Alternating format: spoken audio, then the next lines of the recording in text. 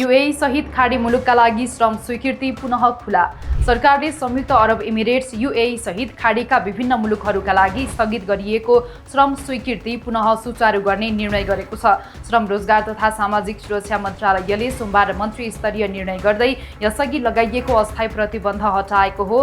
मन्त्रालयको निर्णयसँगै अब Saudi Arabia, UAE, Qatar, Kuwait, Bahrain, Oman, Jordan, Lebanon, Turkey र इजरायलका लागि सबै प्रकारका श्रम स्वीकृति व्यक्तिगत, संस्थागत र वैधानिकीकरण पूर्ववत अवस्थामा जारी हुने वैदेशिक रोजगार विभागले जनाएको छ।